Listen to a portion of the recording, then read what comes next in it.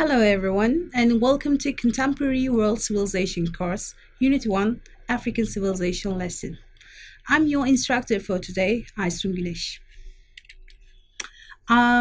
Before we start, let's check what we will be able to after we complete this chapter. After completing this chapter, you'll be able to fully comprehend the historical and cultural context of African civilization, explain the impact of foreign conquest on African civilization, interpret African civilization from the sociological and anthropological perspective, hypothesize the unity and essence of African civilization, and lastly, identify African civilization as a holistic value of Africa. In the introduction part, we will share some well-known information with you about Africa. Let's start with the first one. It says Africa is the second largest continent in the world. As you see, it's a very big one. And it's a home to thousands of different languages, millions of tribes, ethnicities, hundreds of traditional and deistic religions, and the location for the largest deserts in the world, indigenous home to thousands of wildlife animals, the longest river in the world, and home and origin to the family of man. And there are 54 sovereign states whose people are inheritors of tapestry of mosaic cultural values, heritages, having direct claim to the ancient civilizations. African civilization is as old as Africa. So the historical and cultural approach to the study of African civilization helps us to look at two critical factors in the study of African civilization. The first one is historical perspective. Next one is cultural context. When we look at from the historical perspective, we can say some 10,000 years ago, the African landscape was transformed by environmental change. The Sahara Desert became a marked dry land, whereas the region of south of the Sahara formed a savanna and a tropical forest. Rift and Nile valleys are the most important areas. The civilizations that originated in the Rift and the Nile valleys were heavily influenced by two things. The first one is the ancient Egypt civilization and the three monotheistic faiths like Judaism, Christianity, and Islam. From the cultural context, we can say cultural perspective gives us the similarities or differences of African communities in the north, south, east, and west of the continent. The seeds of all civilizations, including Western civilization, are to be found in the cultural manifestos. As you see, Africa is the home of many different ethnicities. And cultures are the macrocosm or shoots of or ripple effects of religion, family values, beliefs, and written and unwritten rules of community management. And lastly, cultures reflect the several level of society's wholesomeness. Wholesome societies have great cultures, orienting their societies to creativity, peacefulness, tolerance, and facilitative elements of forward-looking visions. One of the very important empires of the ancient African civilization was the Axumite Empire. Axum was the capital of Ethiopia. The empire dominated the northeastern part of Africa up to the southern borders of Upper Egypt on the north and as far as southern Arabia. When you look at this map, you can see the empire of Axum, the blue one. The empire rose up in the highlands of northern Ethiopia and highlands of the state of Eritrea. Its capital was the village of Axum, where ancient landmarks and monuments are still standing, and its seaport was the port of Adolis at the Red Sea. The next one is Maghreb. Maghreb cultural, economical, and trade relations branched out south as far as West Africa, and north as far as Spain, Portugal, and Rome. Let's look at this information from the map. Maghreb is here, and you can see the trade connection between Spain, Portugal, and Italy, and also Malta. And Greece and Rome retreated from Africa to their geographical home base. The entire Maghreb region was heavily under the canopy of the mighty Egyptian civilization. They were one of the most important powers, commanding trade and military presence, extending to Southwest and Central Africa. Of course, African civilization was was under a lot of conquests.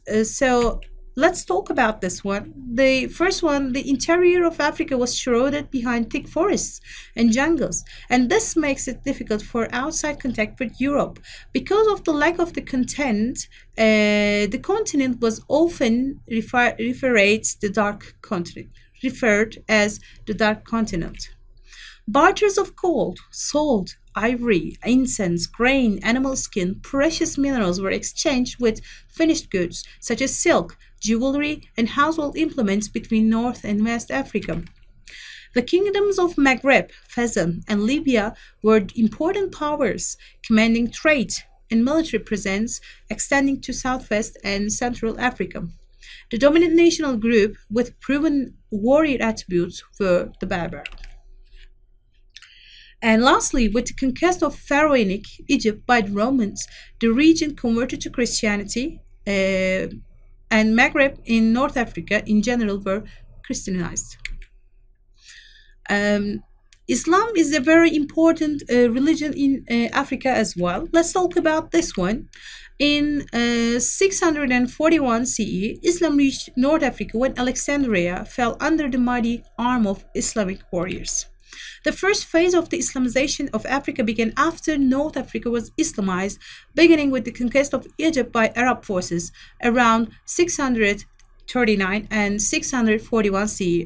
These historical developments were an aspect of the eruption of the global Islamic revolution, when Islam was on the march of a conquest.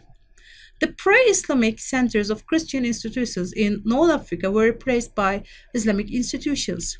As early as 800 CE, Islam became the dominant faith in West Africa as well. Muslim traders and religious ambassadors of the faith charted the trade paths of West Africa, where the Ghanaian, the Mali, and the Songhai empires were mighty powers. So there is a question that should be answered about the African civilization. Why was Africa unable to adapt to Western civilization? There are some answers to this question. The first one, the concept of liberalism is regarded as an ultimate value of civilized societies. However, exclusion, disfranchisement, and grievous violations of human rights remain prevalent in liberal systems in measures like those regarded as illiberal and uncivilized. If the Western societies make congratulatory claims for their civilizations, the ruins and devastations that they left in their wake and the civilizational values of pathological defects such as racism, inequalities, and capitalist excesses bordering on genocidal criminalities as they extract precious resources from defenseless societies without remedial investment must be elements of Western civilization also. And Western liberalism takes pride in its civilization because its democratic systems rooted in Western civilization have resulted in scientific modernization and participatory democratization. West, Japan, and South Korea being the exception, of course. Western liberalism may bring parochial and local prosperity. It cannot be denied that those prosperities are extracted from the sweat and tears of impoverished societies like Africa. And Western civilization tried to colonize the whole continent. We need to talk about also talk about African civilization in sociological and anthropological context. We can say the anthropological and sociological context reflect society's indigenous identities. African civilization reflects the African people's cultural heritages and the components of their soil and environmental habitat. Invariably, the markers, traces, and remains of strong civilizations are never restricted to a smaller geographical region. Big civilizations leave big footprints. As civilizations increase in influence, fame, and power, They are bound to influence their neighbors far and wide. The unity and essence of African civilization is the macrocosm of those civilizations that emerged in the continent of Africa. The northern region of Africa is an example of the tapestry of linguistic and cultural contexts where European and Arab civilizations have impacted Africa. The Maghreb Berbers share Egyptian linguistic patterns, as do the Nubians, Oromo, Somalis, and Yoruba. One of the significant characteristics of civilizations is that they cannot be harnessed by geographical barriers. Civilizations spread and branch out inside the geographical location where they originate and spread across international borders. And lastly, from the macrocosm of the broad features of African civilization, it becomes possible to give a generalized unity and pointed articulation of African civilization. For example, historical, cultural, social, anthropological factors give benchmarks that describe the totality and the unity of African civilization. After we talk about the unity of African civilization, we need to talk about the uniting features of African civilization as well.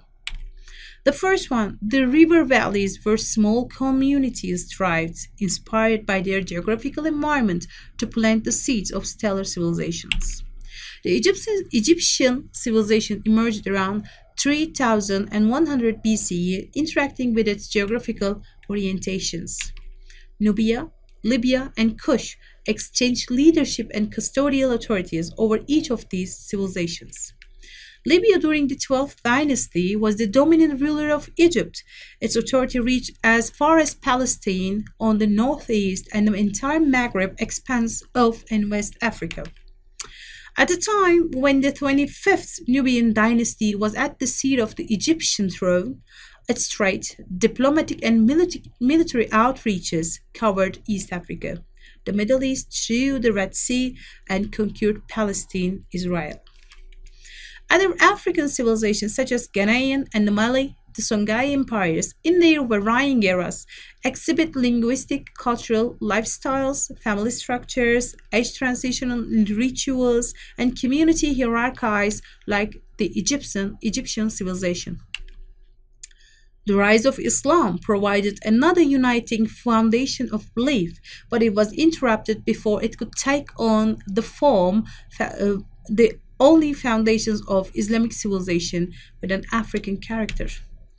West Africa from ancient times to today possesses massive natural riches in the form of gold, diamonds, ivory, animal skins, grains, incense, palm oil, dates, and also hardwood. During the 4th dynasty, West Africa and Egypt had trade relations. And I think it's time to talk about the African civilization today. The citizens of 54 sovereign states suffer long under the dereliction of profligate and delinquent dictators. We see the maturity of African civilization in the ways famine formed networks of support and caretaking, and these are the indicators of the ancient characteristics of the African civilization. The persistence of homegrown dictatorial oppression still cast an uncivilized image of Africa. To understand the African civilization, then, one must remove the blinders of prejudice and long surviving bigoted assumptions and let the evidence prevail. Thank you for joining us here.